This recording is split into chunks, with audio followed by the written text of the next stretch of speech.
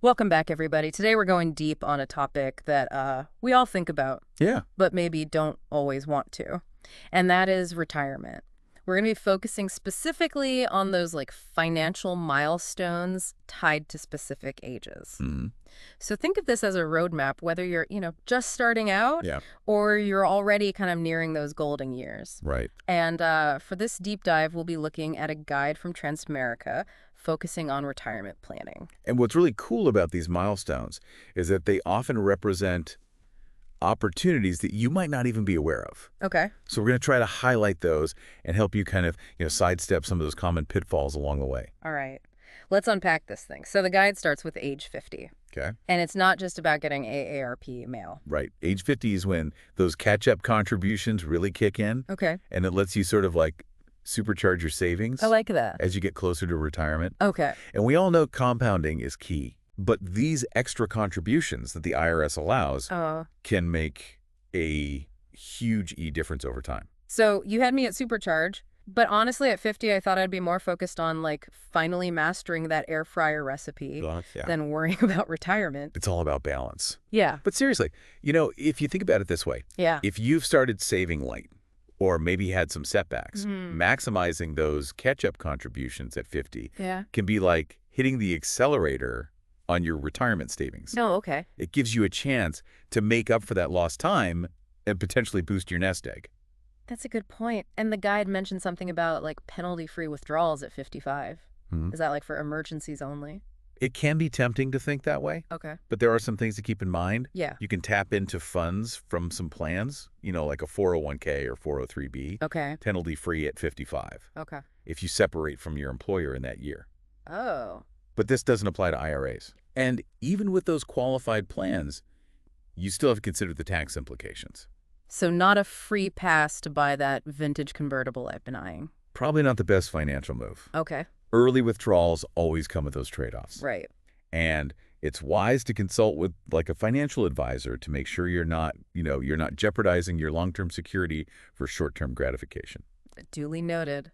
Speaking of unlocking things, though, the guide highlights age 59 and a half. What's so special about this very specific age? A lot of people view 59 and a half as that gateway to penalty-free withdrawals Okay. from most retirement accounts like IRAs and 401ks. Right. But there's actually more to it than just that. Oh. Did you know that you could even take advantage of in-service withdrawals from some plans at that age? Hold on. In-service withdrawals. Yeah. You mean I could potentially shift money from my 401k to an IRA Yeah. while still working? Exactly. That sounds intriguing. It opens up opportunities for diversification. Let's say you want to, explore different investment options or adjust your portfolio's risk level. In-service withdrawals can be a really valuable tool. Okay. But again, professional advice is material to sort of navigate all those complexities and the potential tax implications. Got it. Always good to have a financial guru in your corner. Absolutely. Now, the guide then kind of jumps into a whole new world, ages 60 to 67, and things seem to get a lot more intricate. It's true. This is where we start to sort of delve into that realm of Social Security and Medicare. Okay. And these topics can be really confusing, especially since the rules and eligibility criteria can change over time. Okay. Deep breaths. Social Security first. Right. The guide mentions that eligibility starts at 62, but full retirement age is different. Right. What's the deal with that? So here's the key thing to remember. Claiming Social Security benefits early, at 62, permanently reduces your monthly payments. Waiting until your full retirement age, which varies based on your birth year, Right. results in a larger benefit. Okay. It's a trade-off. Yeah. And the best strategy kind of depends on your individual circumstances. So it's like a sliding scale. Yeah. Claim early, get less each month. Right. Wait longer, get a bigger check. But how much less are we talking? Can you give us a real-world example? Absolutely. Let's imagine your full retirement age is 67, Okay. and your estimated benefit at that age is $2,000 a month. Oh. If you choose to start claiming at 62, your benefit might be reduced to around $1,500 a month. Whoa. That's a $500 difference Yeah. That adds up. each month. So it's not just a theoretical difference, it's real money. But what if someone, needs the income right away and can't afford to wait? That's a valid concern. Yeah. It's always a balancing act between your immediate needs and, long-term financial security Yeah. factors like, Health, life expectancy, and other sources of income all play a role. Okay, so no easy answers here. Right. Social Security seems like a whole deep dive on its own. Now, the guide also mentions age 65 as the magic number for Medicare. Yes. I've heard it can be a bit of a maze to navigate. It can be. But let's try to break it down. Please. Medicare is essentially health insurance for those 65 and older. Okay. It has different parts. Uh-huh.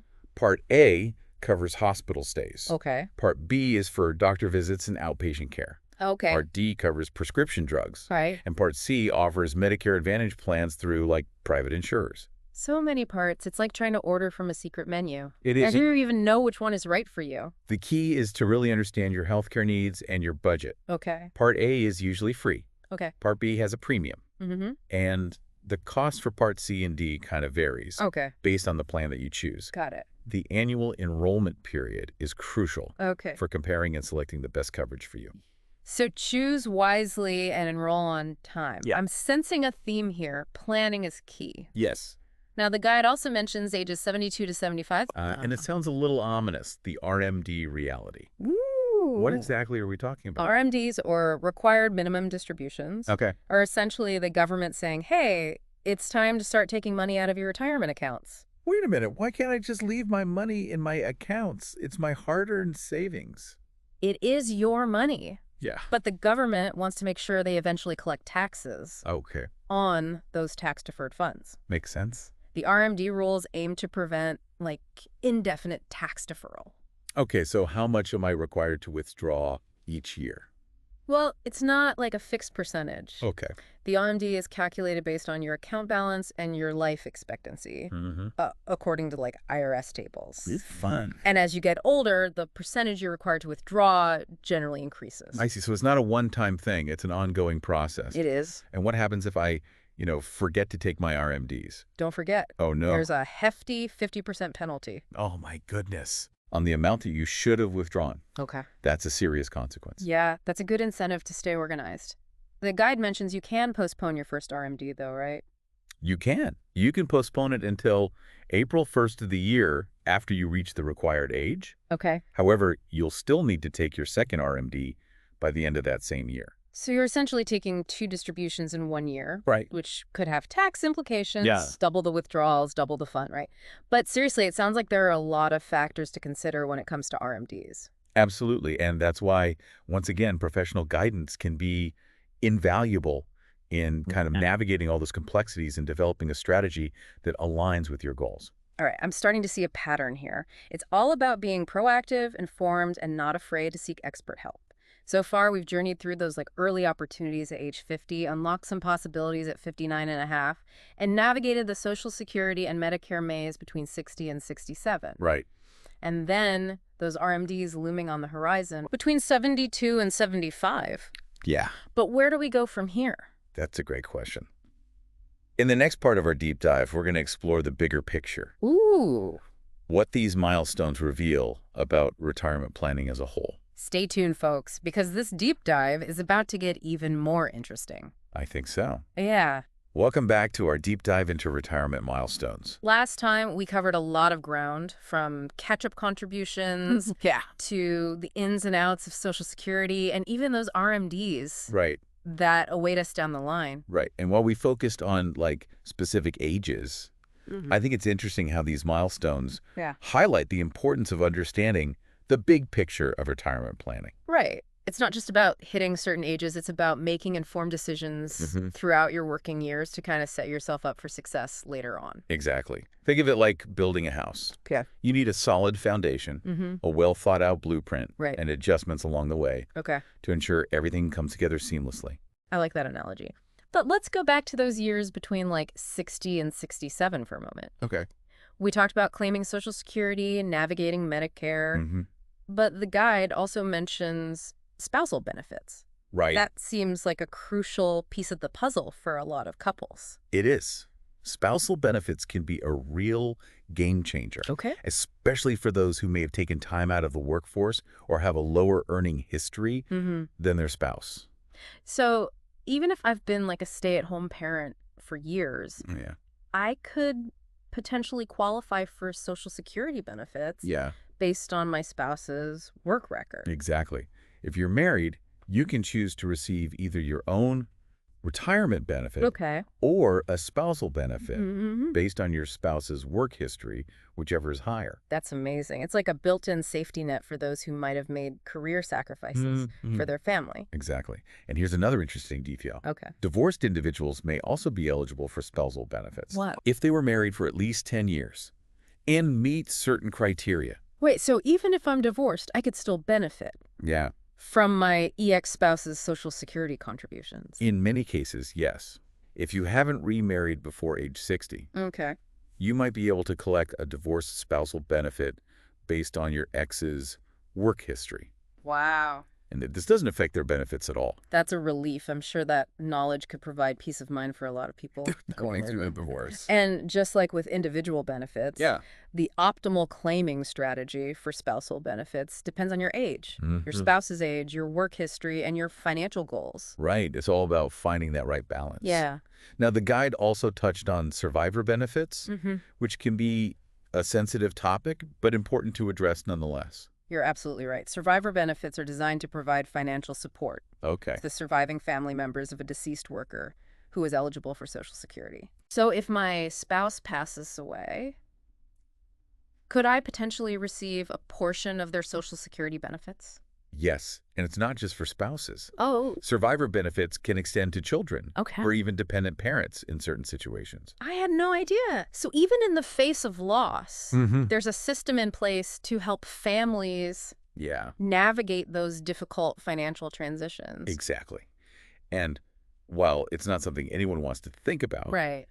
understanding these benefits can provide a sense of security and help families plan for the unexpected. It's all about being prepared for whatever life throws our way. Right. Now, I know we've covered a lot of ground with Social Security, Yeah. but I'd love to circle back to Medicare for a moment. Okay. It's such a crucial aspect of retirement planning, yet it can be so overwhelming to understand. I completely agree. Medicare is like a whole new language. Yeah. It's different parts, plans, and enrollment periods. It's like trying to decipher ancient hieroglyphics. Yeah. Can we break it down into like more manageable chunks? Yeah. What are the essential things people need to know? Absolutely. Remember, Medicare is divided into 4 parts. Okay.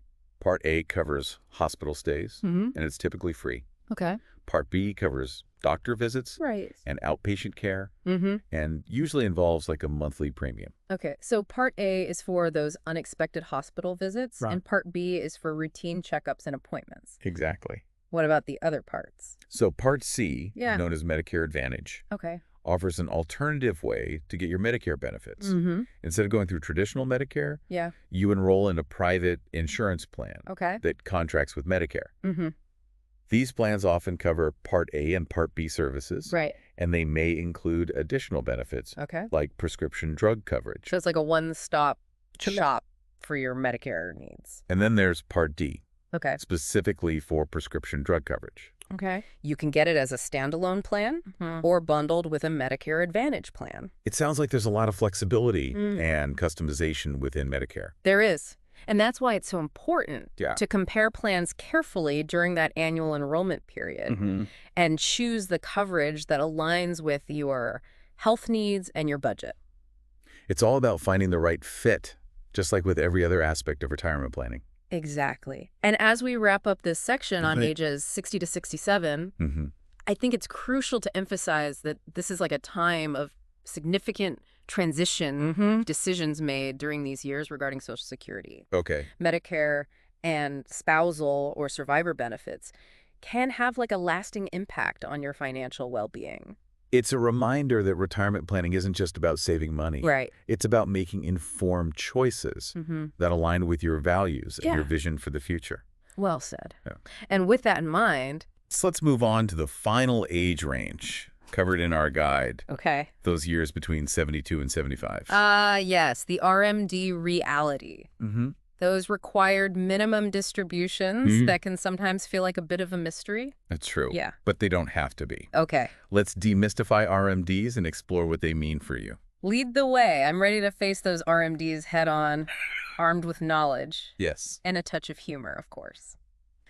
Welcome back to our deep dive, everybody, into retirement milestones. We're in the home stretch now. Yeah, we're in the final part of our deep dive. And while we've been, laser focused on like specific ages so far, this is where we zoom out to see the bigger picture, right? Exactly. Okay, so we've unpacked all these aha moments tied to different ages.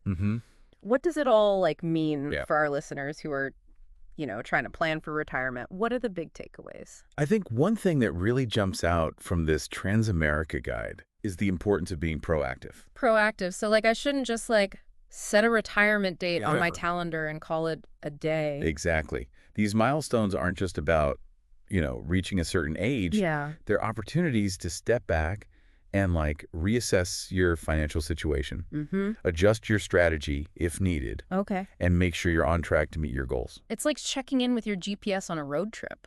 Ooh, I like that. Even if you have a destination in mind, you might need to make some detours along the way. Adjust your speed or take a break. I love that. And just on a road trip, it's helpful to have a road map, and a trusted co-pilot. To help you navigate the journey. That's where those financial advisors come in, right? Absolutely. They're the pros who can help us make sense of all these options and complexities. Yeah, a knowledgeable financial advisor can be so valuable in helping you navigate those intricacies of Social Security, Medicare, and those RMBs that we talked about. Right. They can help you create a personalized strategy that aligns with your unique circumstances and your goals.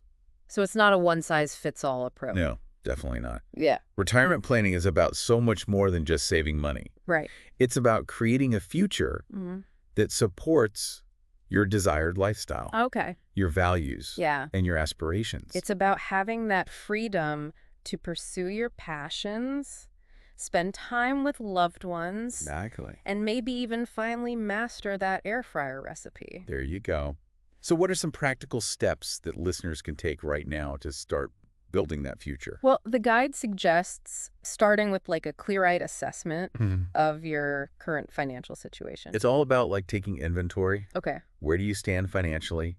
What are your short-term and long-term goals? What are your biggest concerns or areas of uncertainty when it comes to retirement? It's like taking stock of your supplies before embarking on a grand adventure. I like it. Do you have enough provisions? What equipment do you need? Are you prepared for any unexpected challenges along the way? I like that adventure spirit. Once you have a realistic picture of where you are and where you want to be, you can start bridging that gap. Right. That might involve increasing your savings rate, Yeah. exploring different retirement account options like Roth IRAs or HSAs, or even considering a side hustle to boost your income. Yeah, don't underestimate the power of those small, consistent actions over time. Even seemingly insignificant changes can compound into significant results down the road. And it's never too late to start. Never. Even if you're in your 50s or 60s, there are still steps you can take to, improve your financial outlook. Absolutely. It's all about progress, not perfection. The key is to keep learning, keep adapting. And never give up on your dreams for the future. And as we've learned from our deep dive into these milestones, there are resources available, professionals ready to guide us. And a whole community of fellow knowledge seekers out there. You're not alone on this journey. Right. So as we kind of wrap up, I'd like to leave our listeners with a final thought. Oh, I love a good thought-provoking ending. I go. What wisdom do you have to share? Knowing all of these milestones, all those potential opportunities and challenges that they present. Yeah. What one action step will you take today to feel more confident about your financial future? That's a powerful question. It is. It's a call to action to take what we've learned and turn it into tangible steps toward a brighter future. Exactly. It's not just about absorbing information. It's about empowering ourselves to create the retirement that we envision. I love it. And on that note, we'll wrap up this episode of The Deep Dive. Thank you for joining us on this journey through the fascinating world of retirement milestones. It was my pleasure. And remember, knowledge is power. It is. And with the right information. And a proactive mindset, you can pave the way to a fulfilling and financially secure retirement. Cheers to that.